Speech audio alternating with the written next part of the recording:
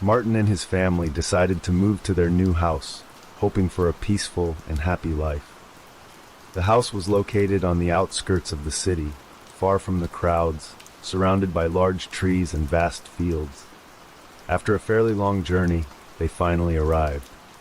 Upon arriving at the house, Martin and his family seemed impressed because the house had a charming, classic appeal, with beautiful old architecture and spacious rooms waiting to be inhabited. Martin, his wife Linda, and their 7-year-old fraternal twins, Sarah and Tommy, thought they had found the perfect place to rebuild their lives after moving from the big city. For Martin, this house was his dream home, although he would need to make a few renovations here and there to make it more comfortable and to give their children more space to express their talents and creativity. Martin also wanted to provide a larger and more comfortable space for his beloved wife, Linda, so she could freely pursue her hobby of cooking.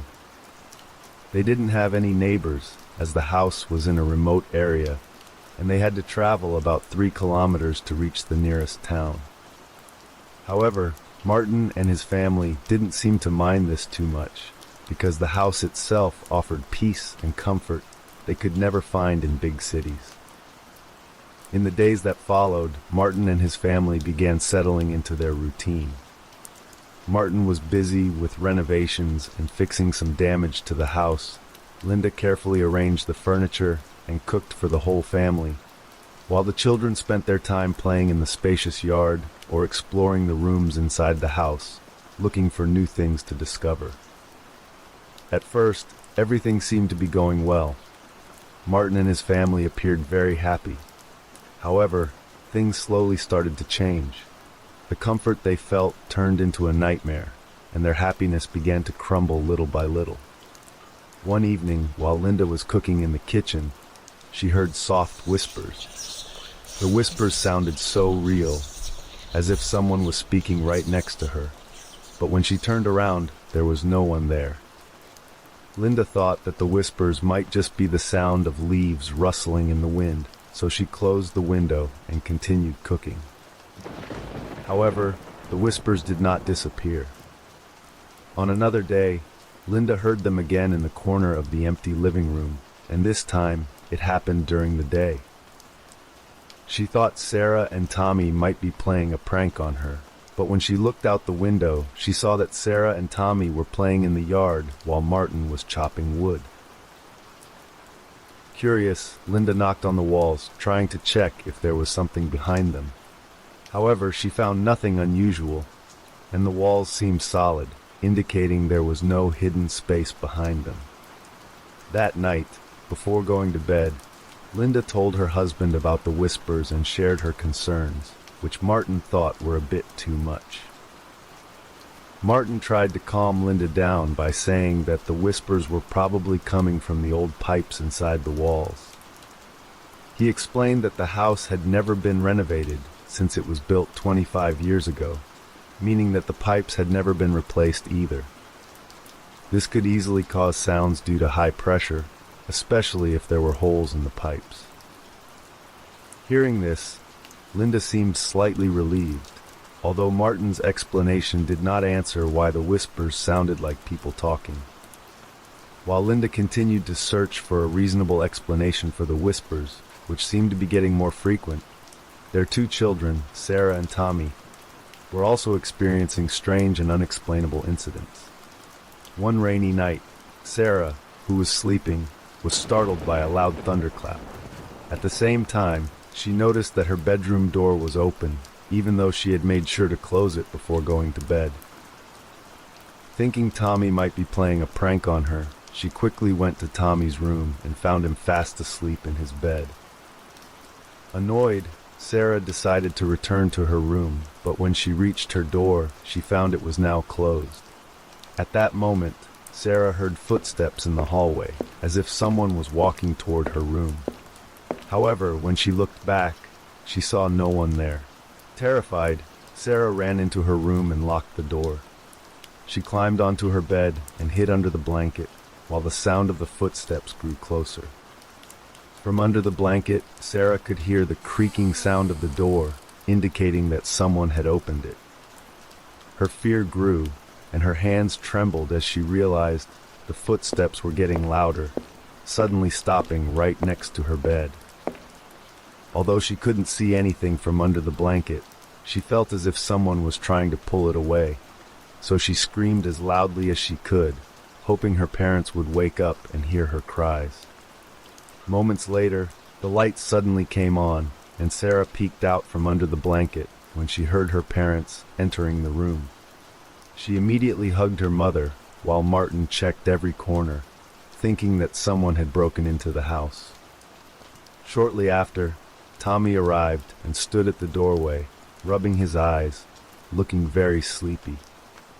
After Sarah told them everything, Martin assumed that Tommy was pranking Sarah and scolded him, but Tommy quickly denied it, insisting that he had been sleeping soundly in his room. Sarah defended her brother, mentioning how the door had opened and closed by itself, but Martin responded that it was probably due to a gust of wind, as it had been raining heavily with strong winds that night. Linda, being a wise mother, quickly calmed Martin and their children. She decided to stay with Sarah in her room until she fell asleep and asked Martin and Tommy to go back to bed. Since that incident, Sarah often heard the sound of mysterious footsteps all around the house, even during bright, sunny days. Meanwhile, Tommy, who often played in the attic, was puzzled when he found that all his toys had been neatly arranged. Tommy thought Sarah had organized his toys, but Sarah insisted that she hadn't gone up to the attic since she heard the footsteps there. Curious, Tommy asked his mother, but Linda explained that adults couldn't go up to the attic because the space was too cramped and the ceiling too low. At first, Tommy didn't think much of it and continued playing in the attic. However, the same thing happened again. One day, Tommy intentionally made a big mess in the attic by scattering all his toys, but when he returned the next day, he found the attic tidy, with all his toys packed in boxes. Not only that, Tommy also discovered the words, "Who are you?" written on the floor with chalk. Instead of feeling scared, Tommy responded by writing, "My name is Tommy," and once again scattered his toys all over the attic floor. The following day, when Tommy arrived in the attic, he found his toys had been neatly arranged again. However, what shocked Tommy the most was a message on the wall that read, "Nice to meet you, Tommy. My name is Arnold." After reading the message, Tommy quickly ran to tell his parents, but Martin dismissed it, thinking Tommy might just be playing tricks on them. On the other hand, Linda, who had sensed something unusual about the house from the beginning, warned her husband not to underestimate the strange events they were experiencing, as they could threaten their family's safety. At first, Martin thought Linda was overreacting, but over time, he began to realize that the strange occurrences were becoming more frequent and harder to explain. Martin noticed that the lights in the house started flickering for no apparent reason, and small objects often moved by themselves. In addition, the air inside the house sometimes felt very cold, even on the sunniest days. One night, while Martin was relaxing alone in the living room, he was suddenly startled by the faint sound of a woman's whisper. He immediately felt the hairs on the back of his neck stand up, as he realized the voice was calling his name. Martin looked around, trying to figure out where the sound was coming from. His attention was then drawn to a dimly lit corner of the room, where he saw a shadow that seemed to resemble a woman, but her face was unclear, as if it was wrapped in darkness. Martin moved closer to the shadow, but to his surprise, it suddenly vanished. At the same moment, he heard the voice again, but this time it sounded very close, as if the woman was whispering right in his ear. Martin shivered and quickly patted his ear while looking around. At that moment, fear began to take hold of Martin, but he didn't say anything to his family, trying to convince himself that all of this was just his imagination. Martin did not want to frighten his family or make them worry and insist on moving, especially since he didn't have enough money to rent a new house. Therefore, Martin decided to ignore the strange incidents that his family was experiencing, even though he, too, often encountered such occurrences. However, as time went on, the supernatural events continued and increasingly disrupted their lives. Linda started to feel as if something was always watching them. Day by day, the sounds of footsteps and whispers became more frequent throughout the house, making Sarah and Tommy more scared every night. Eventually, Martin could no longer ignore what was happening in the house because his family was becoming increasingly frightened.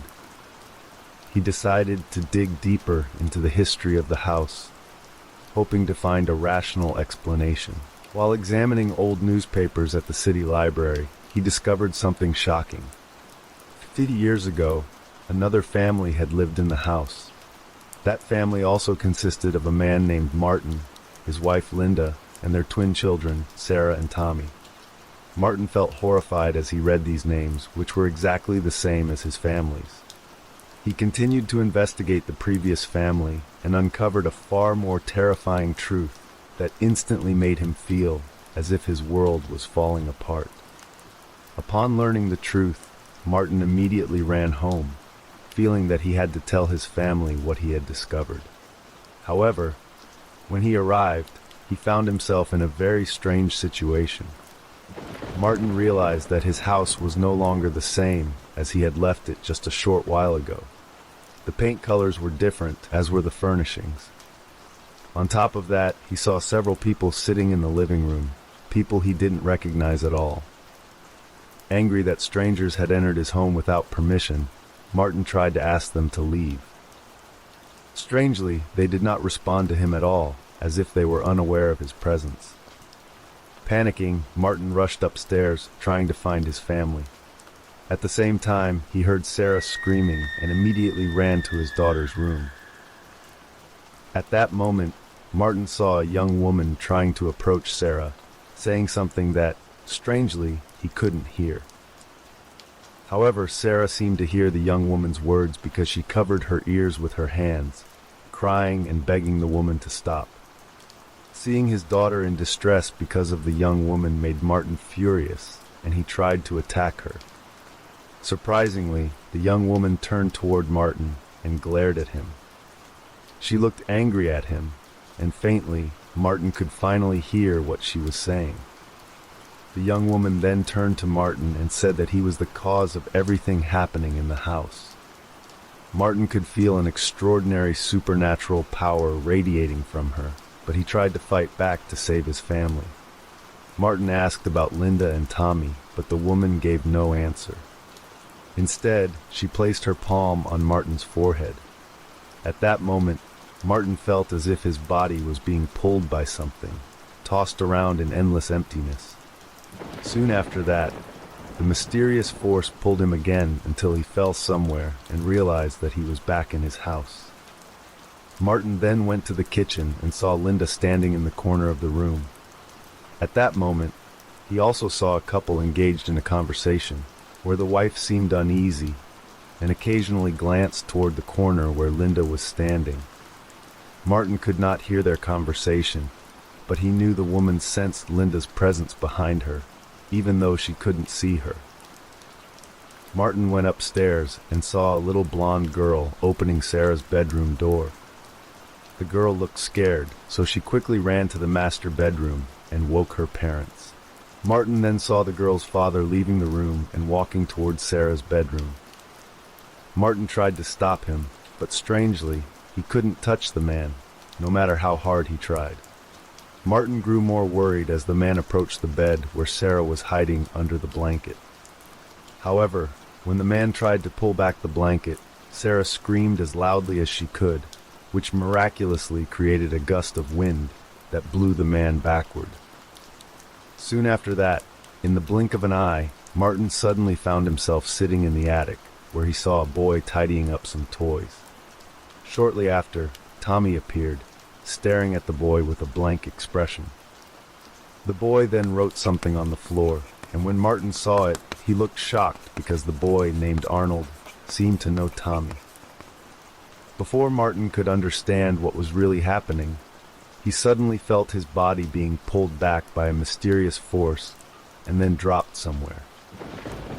Martin felt somewhat relieved when he realized he was back in his house, but his relief didn't last long, as he was suddenly startled by the sound of gunshots and screams from upstairs. Martin immediately ran upstairs and saw himself holding a long-barreled rifle. At that moment, he saw Linda lying on the floor, covered in blood with a gunshot wound to her head. This sight made Martin remember everything. 50 years ago, he and his family had lived in that house. They were initially happy until one day, something possessed Martin, and he brutally killed his family before ending his own life in the house. At that moment, the young woman appeared again and introduced herself as Alice. Alice's presence in the house made Martin finally realize that he and his family were the ghosts in that house, and the strange events they had experienced were the manifestations of the living residents, who also felt disturbed by their presence. Alice made Martin understand that for the past 50 years, he and his family had been trapped in an endless time loop, unaware that they were no longer part of the living world. Alice told Martin that he had to let everything go because his family would continue to suffer if he did not acknowledge his sins. At that moment, Martin saw Linda and their 2 children holding hands, trying to withstand Alice's powerful supernatural force. Alice added that she would allow Martin and his family to leave this world willingly, because she knew Martin truly loved his family. Alice did not want to force them out with an exorcism ritual, because she knew such a ritual would be very painful for their souls.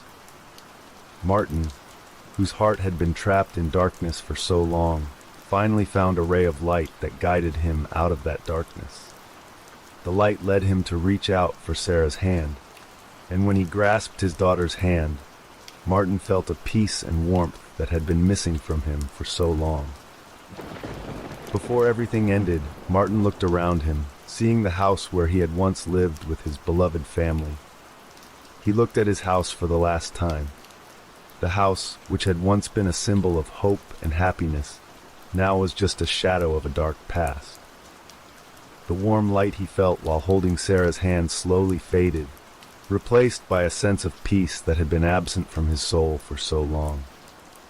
Martin realized that his love for his family had brought him back from the darkness, giving him the strength to confess his sins and release the resentment that had trapped them in an endless time loop. At the same time, Alice, who stood in the corner of the room, smiled softly. She knew her task was complete. Martin had confessed his wrongdoings, and now it was time to set them all free. With a gentle wave of her hand, Alice opened a portal to the afterlife, allowing Martin, Linda, Sarah, and Tommy to step away from this world filled with suffering. As they walked together toward the light, Linda whispered to Martin, saying they were finally free. Tommy and Sarah walked ahead of them, looking calm and happy, as if a heavy burden had been lifted from their shoulders. As they walked further, the shadow of the house gradually faded from view. Slowly, the house that was once full of memories became nothing more than a figure from the past. With one last gust of cold wind, their souls finally left the house forever. Alice then looked around and spoke to her brother, James, saying that it was all over. Like Martin and Linda, the couple now living in the house also had fraternal twins named Arnold and Veronica. Coincidentally, they were the same age as Sarah and Tommy. With their help, Alice was finally able to reach Tommy and Sarah, which then led her to Martin, allowing her to free their souls. Alice stood in the middle of a room that now felt peaceful, a far different atmosphere from before. The house was no longer haunted by the pain and regret that had plagued Martin and his family. A soft light filled the place, erasing all traces of the darkness that had once controlled it. Alice looked at her brother James, who also felt the new sense of calm surrounding the house. In a gentle voice, Alice said that family is the foundation of life. But, like this house, that foundation can crack if people do not maintain communication and attention with one another. James nodded, listening intently. Alice continued, saying that Martin and his family were trapped in a cycle of guilt and sorrow because they were not open with each other and often kept their emotions hidden without ever having the courage to express them. Misunderstandings left unresolved can destroy a family's happiness, and if only they had listened to each other more, perhaps the tragedy could have been avoided. Alice looked at the house, now calm, with no more dark shadows or disturbing whispers. The house was finally free from the shadows of the past. Peace had returned because the truth had been revealed, and the trapped souls had found rest. Alice hoped that the tragic story of Martin and his family could serve as a reminder to all who came after them that love and attention are the most important things in a family. James smiled, feeling proud of his sister, who had freed the house from the burdens of its past. Together, they stepped out of the house, leaving behind a place once filled with tragedy, but now transformed into one of peace and tranquility. Outside, the sun began to rise, bathing the house in a new warmth. Behind the door, a new life awaited, one filled with hope and the chance to start anew. The house, like the family that lived in it, now had the opportunity to build a strong foundation based on love, communication, and care.